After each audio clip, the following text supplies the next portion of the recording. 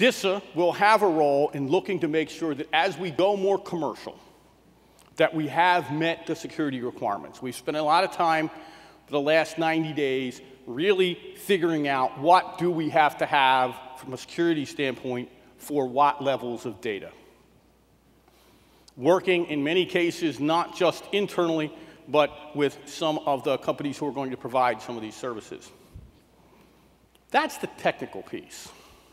Contracting technically right, getting the security technically right. The second piece is we've got to change people's thoughts. So I don't know about you, but in my business, there are people that believe their data needs to be right on the table next to them. They can touch it, see their server blink.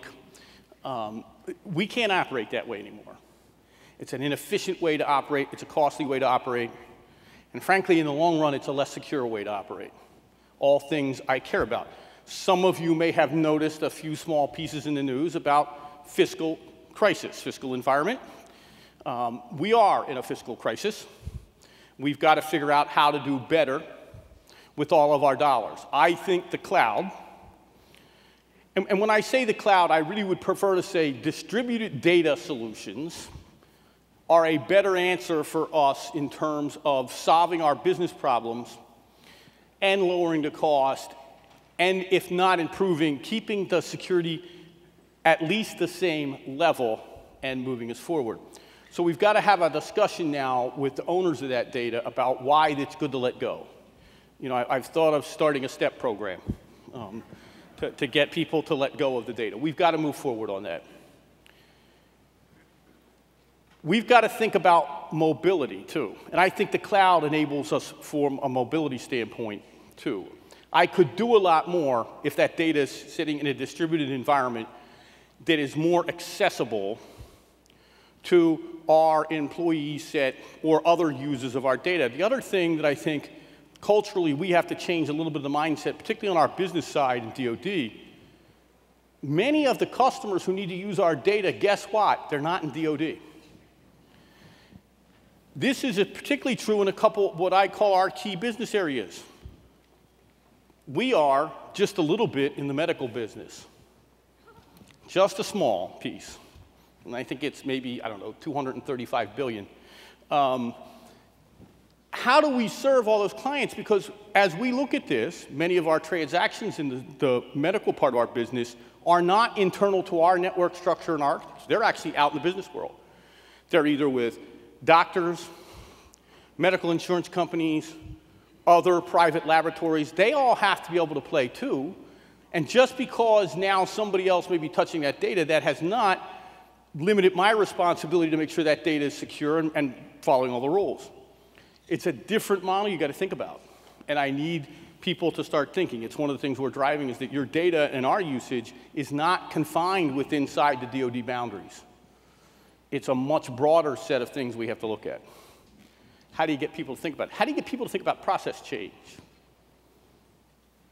And that's what the other thing that this revolution, and I think in the availability of data, is doing for us.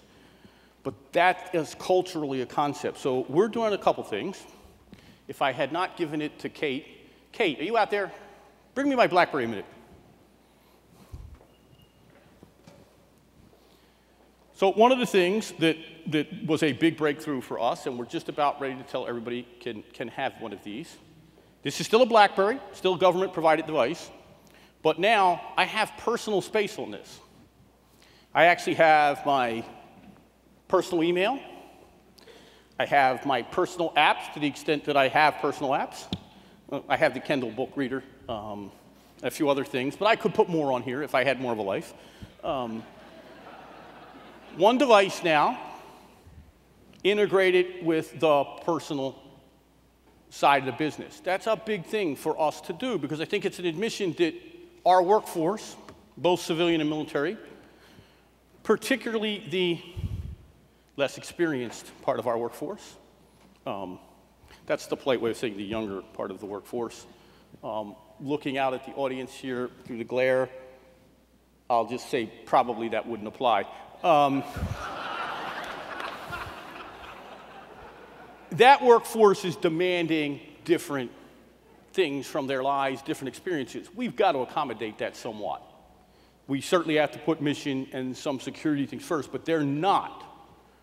They're not incompatible. We've got that now. That was not I'm going to say that's not a technology leap. I mean, people said, oh, you did a lot. That's not a technology. That was a cultural leap to say, yeah, you can do this. It works, and the risk is okay. We're doing that. We're increasing our mobility applications. Again, that's mostly working with the apps owners to say, hey, you can do this. And here's the benefits. Besides the benefit of less money, you also get the benefit of more productivity. It's just a good thing for us to do. So you will see in about 2 weeks, we will post our new cloud policy out publicly. It's going through, I just signed the memo this morning so that all of the senior PSAs, the principal staff agents, and everybody in the building could see it before I put it out in the public domain. We are working hard on getting some new mobility answers. Besides the phone I just showed you, we are going to release a new secure mobile phone that is a big demand for all the combatant commanders. It actually lets them do email, have clear voice, read and be able to send attachments, which is a big deal for their business. So that's another big breakthrough. We will have the first upgrade of that out probably in the next 2 weeks, with the major upgrade of that occurring right after the first of the year. The unclassified piece actually reduces our cost. On the classified side, much more mission capability, certainly a little bit of an increase because we went from a very simple phone, that's all they had, to a smartphone environment that gave them more capability. Right thing to make the trade space on. We're doing that. We are looking at how we basically integrate our information environment. Some of you may have heard about JIE, the Joint Information Environment. I need to let you know the Joint Information Environment is a concept. It is not a thing. We're not going to wake up one day and say, we're done. That would be dumb, so they start changes. It is a concept to get more joint. Within that, there are some discrete, very specific, and I call them, they have all of the UBL characteristics, meaning they're costable, affordable, I can measurable. I had to make that one up. The first piece of this we're looking at is something called the Joint Regional Security Stacks. It enables us to get to a more coherent and singular, notice I didn't say single, singular security architecture. But what it really does, when we're done, coupled with the software we're going to put with it, it will let all of the services, US Cyber Command, DISA, all the people who need to see the network, it will let them see the entire picture better. And I really do mean everybody. Part of what you have to get people to trust and see, and this is a cultural issue for us, to move, you know, what grew up in very stovepipe businesses. You know, I started in the Army. Army has its IT business. I went to the Navy. Navy had its. And I said, well, this will be easy. I'll just move Army and Navy data together. It'll be good. Not that easy. One of the things you got to do to get that done is share everybody. So what we're doing with this is not that it's just letting the network up and down. It's letting everybody see all the other pieces together. It was a little bit of a change we put in the software that we said, listen, this has got to go to everybody. It's not just that the top of the line can see this data. We want everybody to be able to see the data. Now, there will be some restrictions on who can act on that data. That has to be to have good, coherent C2. But the situational awareness ought to be out there for everybody to see. So that's the most powerful piece that will happen as we field the Joint Regional Security Stacks. We've just turned the first one on in San Antonio. Things are going very well. The goal is to have all of the stacks, CONUS and OCONUS, in place by the end of 16 and have the new software out, fielded by the end of 16, operational in the first part of 17. That's ambitious. Not going to try to fool anybody. The hardest part I'm working with right now is how do I get those costs within the amount of money that we have, and where do I find some trade space to do that. We're making great progress. We just finished a meeting out at Fort Huachuca that the team of engineers and budgeters met and dropped the initial fielding price from like $490 to $260. So I figured if they did that in a week, I'm now locking them in a room Monday for 2 weeks. I expect that if I keep them there long enough, they can get this for free. We're going to have a second meeting. I suspect not quite as much as a 200 million decrease, but I think we'll get some more, and then we'll figure out how do we fund that. But again, that's as much cultural in what it's going to deliver as it is technical. It is now exposing the level of data to everybody. It will let us, when it's done, and this is another thing people have to get used to. So one of the things that we do in DoD, I think at last count, we're operating, 1,600 plus firewalls. Now, how many of you here have done work where you've actually had to keep firewalls synchronized? Okay. I don't know too many people who are trying to keep 1,600 of them synchronized. But if you're trying to keep even 10 to 20 firewalls synchronized over a global network, that gets to be fun. When you don't get that right, you've actually conducted a self-denial attack on yourself. It's really embarrassing to have to explain that. This will allow us to eliminate many of those firewalls because we will have a central security suite that's defense in depth. Firewalls cost money. It also will allow us to take some money. In the end, and the end being 19, if we get this right, we should be able to take about $2 billion out of our current planned operations cost by gaining the efficiencies. Some of it's through firewalls, some of it's through other pieces of the equipment I won't discuss that we'll be able to collapse.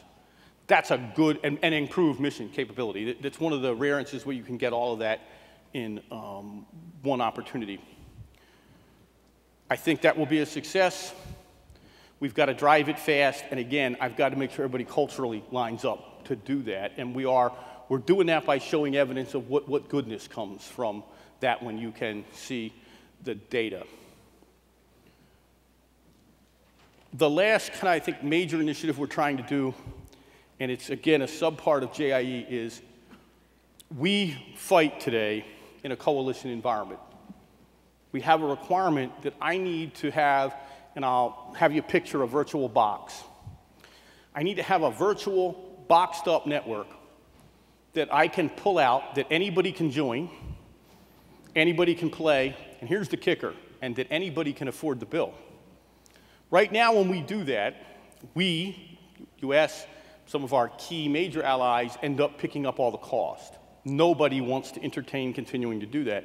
So how do you build this network that some of our newer allies, newer coalition partners who may be in a different financial picture, smaller economies, how do they get to play? How do they afford to play? Some of that's doable because one of the things we're going to do as we build this box network is focus it around the commercial pieces to include commercial encryption.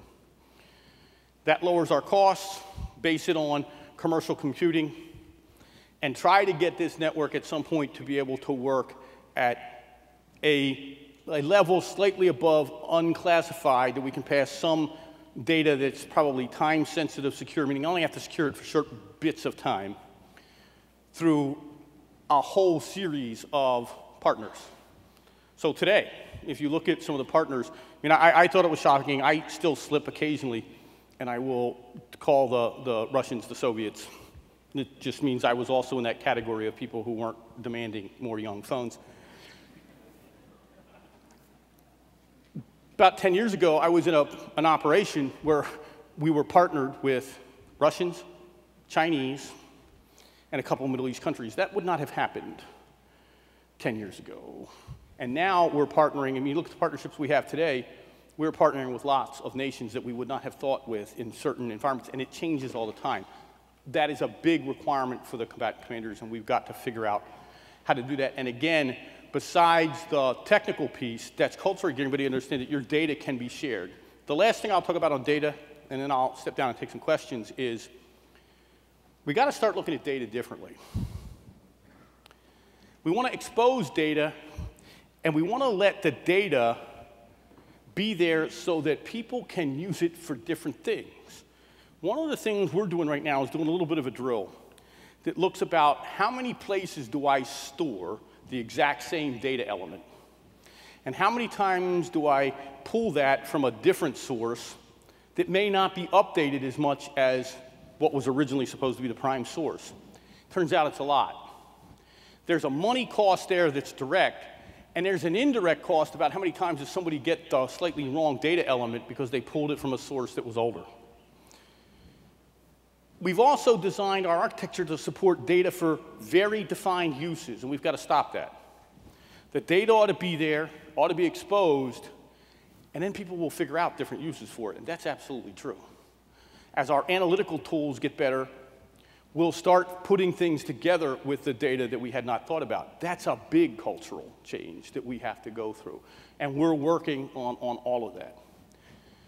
With the three big goals of certainly improve mission, reduce the cost. In the end, I think over the next 5 to 6, maybe 7 years, with everything we're doing, we ought to be able to drop the IT budget probably by 4 or 5 billion, which I think that's money that can go directly back into warfighting mission sets, and we need to do that, and I think we'll have improved the mission. I'm going to stop and walk off the stage now. Am I supposed to grab one of these hand mics? I think the answer is yes. They are really doing well. They did not plan any of this. Okay. Will this one work, or should I grab another one? Nope, they're good. All right, so questions? I warned you all ahead of time. All right. I'm going to skirt through here. Sir. How do you deal with, many federal agencies operate their own data centers. How do you deal with the cultural resistance in going to more commercial services when you have an embedded group that runs data centers? That's a perfect question. Anybody here from the Northeast, like Philly and New York, that's at least as old as I am? You ever heard the jingle, The Sound of Money? Used to be some big radio stations. The sound of money, the lovely sound of money. Yeah. That's how you start convincing people. You really do. And it's almost that simple, because I'll be the first one to say this. I've said it before in public. On the commercial side, data storage has become very much like a utility. It is consumerized. You've got, anybody here from Amazon today? Where are you at? Okay, good. Anybody here from Google? HP? Yeah, good. Okay. So here's my picture of a perfect world. Amazon, Google, and HP, and some others, but I'll pick on them since they're here, battle so quick in the data cost world that in the end, they're paying me to store my data. That's where I'm headed. I will say this. We have been able to, by showing people to send the money, that we are moving much more aggressively into commercial, both cloud and non-cloud solutions, and it takes the money. When you can walk in to particularly a commander who's got a different set of missions and say, listen, you can continue to spend, $100 million on data, or you could spend 60 million of that on data storage, and 40 million you could put back into your combat power.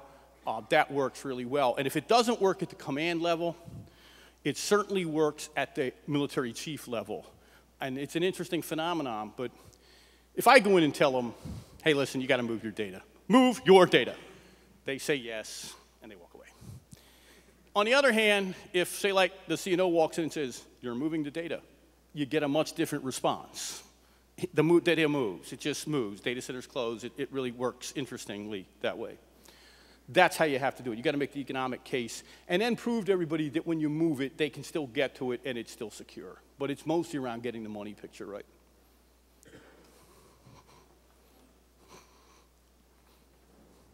Sir. Thank you. Applications are being sustained today, but yet there's a new generation wanting it to be on the device. How are you looking at rack and stacking the as-is and moving it to the things that should be on the mobile? Well, the first thing, we in DoD, we're short some apps. I think we're down to our last 27,000. I'll tell you the first thing we have to do, this is not to skirt your question, we'll get there, and we are moving some apps to mobile. First thing we got to do is get rid of apps. We have apps that do the same things too many times. So we are on an application review, setting up criteria that says, if you have an app that looks like this app over here, and they're 90% common, why are we doing 9 of these? Once you get down to a lower number of those apps, then you can attack, because then you've also freed up the money to start saying, what else can I do to change what is a legacy environment? One of the challenges we're wrestling with, there's kind of 2 ways you could go about this. You could say, okay, I've got to sustain this legacy, and I'm going to pay to keep the legacy moving along while I do these incremental changes. The problem that I see with that is financially you never get there. It's just not sustainable. So how do you pick which apps, and I'm using this word on purpose, that says, I'm going to kill them? I mean, just they're dead. Their money goes away that day, and we transfer the service they were providing to the 1 or 2 apps that we're going to sustain, take that money and modernize. And in the end, probably kill all of the legacy apps and go to a more, a newer environment that fits an architecture that lends itself to a mobility cloud storage. One of the problems we have today, very candidly, is we can't move some of our apps to a cloud, because if we did, they wouldn't work. They are not designed to work in any distributed environment, let alone a cloud distributed environment. So first piece we're going after right now, how do I collapse the apps? Then how do I make the apps that are left more mobile? Other questions? All right, and then I'll come to the back, so the back doesn't feel cheated. My name is Lakin. How are you doing? I'm from Maryland, CFMO. My question has to do with the existing forum for the federated architecture for the AGMs in the Army. I'm wondering, I'm impressed by the way you've articulated the vision as far as decentralizing data, but I would like to see perhaps how they can use existing software-defined concepts like object orientation to do the AGM distribution, so that there is normality between the various states. Okay, the federal can have a base model, the states can pile on, the various units can pile onto it. And through VM and virtualization concept, it can be streamed as full data and remove a lot of the costs associated. You know, good. It's a great concept. And I'll be first one to tell you, that's more about the cultural side of our business than it is the technical. I mean, what that takes is not only coordinated, everybody understanding it at the federal level, but then you've got to get every individual state to understand that too. It's going to take some time. As we change our architecture, though, and we start doing this at the federal level, and again, I'm going to go back to the one thing that I know motivates people, and it is money. And in our business, inside the government, it's money that you can use back to your mission set. As we start collapsing, they're going to see that we're able to do different things with the money, and they will do it too. And we are going to have to get to more software-defined networking, and it's beyond, when people say network, I think they forget sometimes, that applies to switches, routers, everything, which can really start saving you not so much immediate money, but it can save you money down the road in life cycle. That's where some of the really big money is. How do you start lowering your life cycle and modernization costs, because you can keep that basic software-defined routing longer, because I can update it much longer periods of time via software. All right, I'm going to walk to the back. All right, last question will be from the back. So let me walk back here so the back feels like they got their money's worth. Good. One of the questions I have, on the civilian side, there's a big push towards CDM. And in what you talk about with JRSS, I've looked at the various elements that at least publicly you say is included in that. And I wanted to know whether there are concepts in JRSS that could be added on the civilian side to CDM, or vice versa, that you think that the civilian agency should be looking to adopt from your approach. Yes. Oh, come on. I will say, yeah. Here's what I'm going to tell you. I think we have to work, and I've got some people looking at that. Many of you may know Richard Hale, one of the brightest and best security guys, I think, in the cybersecurity business, happens to be on our staff. So I've asked Richard to look at how do we share some of what we're doing more openly with industry. Now, that is an extremely hard problem. And I don't want anybody here to walk away minimizing it. It's hard, because we certainly want to keep some of the things we're doing not in the complete public sector. Have to do that. But how do we share better? And that's a two-way street. I also believe there's some things going on in the civilian side that we ought to adopt more quickly in security in other places. That starts with how do we get better sharing. We've had some discussions, and I think Homeland, the Department of Homeland Security has done well. We got more to do. They're looking at how we do this. We're looking at how we partner with them more. So I hate to leave with a kind of a half answer, but more to follow.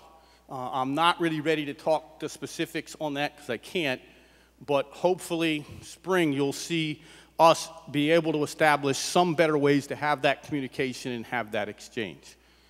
I have to get off. Thank you all for your time. Have a great rest of the event.